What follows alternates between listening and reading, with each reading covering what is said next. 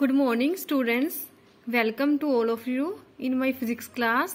We have started the chapter first C, electrostatic potential and flux. Okay, and we have covered all the topic in this chapter.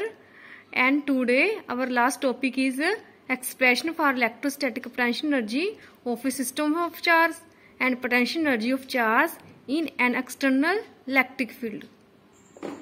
So today our first topic is expression for electrical potential energy of a system of two charge. Okay, first of all हम electrical potential energy की definition को read करते हैं. Electrical potential energy is the energy possessed by a system of point charge by virtue of their position. ठीक है, electrical energy potential energy क्या कौन सी energy होती है जो कि किसी भी सिस्टम ऑफ चार्ज की पोजीशन के कारण होती है. जैसे किनेटिक एनर्जी होती है ना मोशन के कारण, वैसे ही इलेक्ट्रिकल पोटेंशियल एनर्जी किसके कारण होती है? पोजीशन के कारण. सो नेक्स्ट हमारी डेरिवेशन है electrical potential energy of A system of two point charge. मतलब कि अगर हमारे पास सिस्टम में टू पॉइंट चार्ज हैं, उनकी इलेक्ट्रिकल पोटेंशियल एनर्जी क्या होगी? सबसे पहले हम क्या करेंगे, P1 पॉइंट जूम करेंगे. ओके, यहाँ पे हम चार्ज Q1 को रख देंगे और जो प्लस Q2 चार्ज है उसको हम इन्फिनिटी पे रख देंगे. ठीक है, मान लो हमने प्लस Q1 चार्ज को एट ए पॉइंट P पे रख दिया. जो इसका पोटेंशियल होएगा any other point that is represented by V that is equal to 1.4 pi epsilon naught Q1. ठीक है, अपॉन R12. क्योंकि मान लो चार्ज Q1 का हम पॉइंट P2 पे पोटेंशियल डिटरमाइन करना चाहते हैं, तो इनके बीच में डिस्टेंस क्या है? R12. ओके, और इसकी डायरेक्शन आएगी R1 से 2. क्योंकि पोटेंशियल कौन क्रिएट कर रहा है? Charge Q1. उसकी डायरेक्शन है left to right. Now work done in carrying charge Q2 from infinity to point P. देखो हमारा जो चार्ज है Q2 eight a point infinity पे है, उसको हमने गिवन पॉइंट P2 पे लेके आना है, तो कितना वर्क डन होएगा? हमें पता है potential is equal to work upon charge. Work किसके इक्वल होएगा? Potential into charge. देखो जो चार्ज Q2 था वो इन्फिनिटी पे था, उसको हमने पॉइंट P2 पे लेके आना है. ठीक है, और अभी मैंने बताया Q1 चार्ज का पॉइंट P2 पे कितना पोटेंशियल है? 1.4 pi epsilon naught Q1 upon R12. Okay, work done क्या होता है? Potential into charge. पोटेंशियल की वैल्यू हमें पता लग गई इनटू चार्ज. कौन से चार्ज को लेके हमने आना है? Q2 को. सो हम इसको Q2 से मल्टीप्लाई कर देंगे.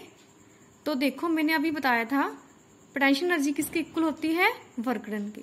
मतलब कि किसी भी चार्ज को इन्फिनिटी से गिवन पॉइंट पे लेके आने के लिए जो वर्क डन होएगा that is called potential energy.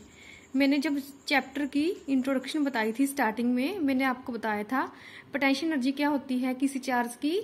किसी भी गिवन चार्ज को पॉइंट इन्फिनिटी से किसी गिवन पॉइंट पे लेके आने के लिए जो वर्क डन होएगा that is called potential energy. So हमारे पास पोटेंशियल एनर्जी का फॉर्मूला आ गया Q1 Q2 upon 4 pi epsilon not R12. ठीक है, ये हमने कौन सी डेरिवेशन की है? फॉर टू चार्ज के लिए. नेक्स्ट देखो electrical potential energy of A system of n point charge. मतलब कि हमारे पास n पॉइंट चार्ज है. ठीक है, इसकी डायग्राम वैसे तो बुक में दी नहीं, वैसे देखो आप. लेट अस सपोज कर लो हमारे पास मतलब कि n पॉइंट चार्ज हैं, Q1 Q2 Q3 Q4 up to Qn. इन सभी को हमने इन्फिनिटी पे रखा है. ठीक है, सो हम इसकी डेरिवेशन को सोल्व करते हैं. फर्स्ट देखो, in bringing the charge Q1 to the position P1 no work done is because all other charge are still at infinity. किसी भी चार्ज को किसी गिवन पॉइंट पे लेके आने के लिए हमें कोई वर्क डन नहीं करना पड़ेगा. मान लो हम किसी भी चार्ज को लेके आते हैं, Q1 को लेके आते हैं या Q2 को लेके आते हैं या Q1 को लेके आते हैं, क्योंकि जो बाकी सारे चार्ज हैं वो इन्फिनिटी पे हैं। हमने Q1 चार्ज को गिवन पॉइंट पे लेके आना है, ठीक है। तो दूसरे चार्ज का इफेक्ट क्या होएगा, 0, क्योंकि इन्फिनिटी पे पोटेंशियल क्या होता है, 0। सो हमें कोई भी वर्क डन नहीं करना पड़ेगा, इसलिए work done W1 is equal to 0। Next, bringing the charge Q2 from infinity to point P2 at distance R12 from Q1, work done is. देखो मैंने ये आपको फर्स्ट मतलब कि पहले वाली लाइंस में आपको एक्सप्लेन कर दिया है। हमने Q2 को किसके पोटेंशियल के अराउंड लेके आना है, Q1 के। वर्क डन कितना करना पड़ेगा, जो चार्ज Q1 के कारण पोटेंशियल होएगा इनटू चार्ज, क्योंकि हमारा पोटेंशियल किसके इक्वल होता है, वर्क अपॉन चार्ज। वर्क किसके इक्वल होएगा, पोटेंशियल इनटू चार्ज। देखो बाकी सारे चार्ज तो इन्फिनिटी पे हैं, ओनली Q1 चार्ज अपना पोटेंशियल क्रिएट करेगा, इसलिए ओनली चार्ज Q1 के कारण ही पोटेंशियल क्रिएट होएगा। उसका फॉर्मूला हमने ड्राइव किया है, Q1 1.4 pi epsilon not R12। देखो बच्चे, पोटेंशियल कौन क्रिएट कर रहा है, चार्ज Q1 क्रिएट कर रहा है, इसलिए हम ऊपर Q1 रखेंगे। जो चार्ज पोटेंशियल क्रिएट करता है उसको हम ऊपर रखते हैं। और डिस्टेंस, इन दोनों के बीच में जो डिस्टेंस था हमने R12 जूम कर लिया। इसकी डायरेक्शन फर्स्ट टू सेकंड आएगी, क्योंकि जो चार्ज Q1 है वो अपना पोटेंशियल क्रिएट कर रहा है। Okay, next, bringing the charge Q3 from infinity to P3, work done to be done against Q1 and Q2 both. अब देखो Q1 और Q2 दोनों अपनी पोजीशन पे आ चुके हैं, इसलिए Q1 और Q2 दोनों अपना पोटेंशियल क्रिएट करेंगे।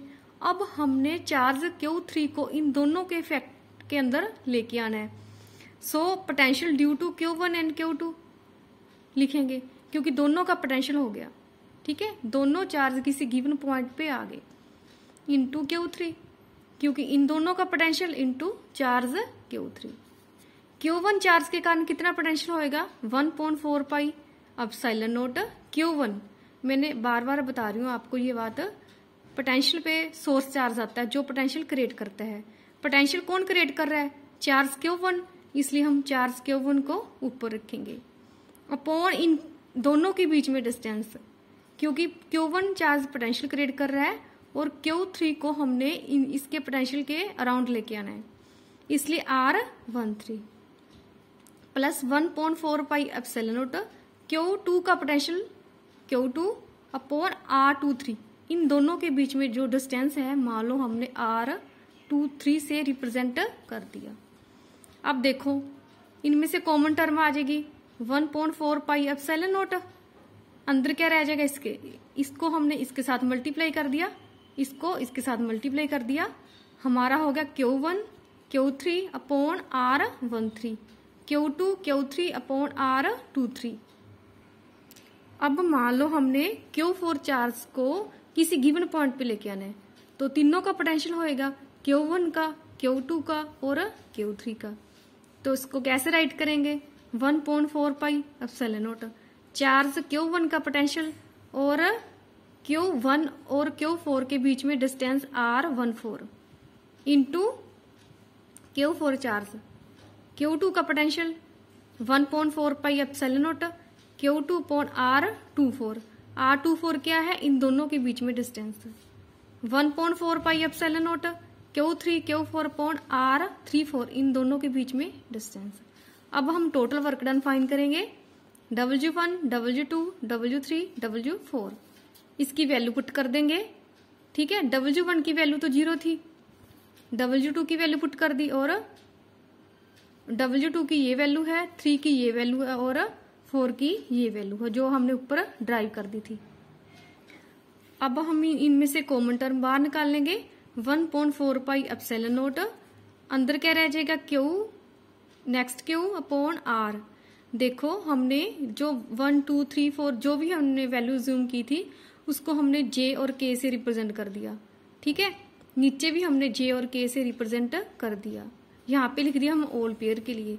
अगर जे की वैल्यू 1 पुट करेंगे, के की वैल्यू 2 पुट करेंगे, फर्स्ट टर्म आ जाएगी। ऐसे ऐसे करके हमारी सभी वर्क डन आ जाएगा। ठीक है, ये पोटेंशियल एनर्जी है बच्चे सभी चार्ज के लिए। ओके, इसको आप अच्छे से रीड करना, कोई भी प्रॉब्लम हो तो मेरे साथ शेयर करना।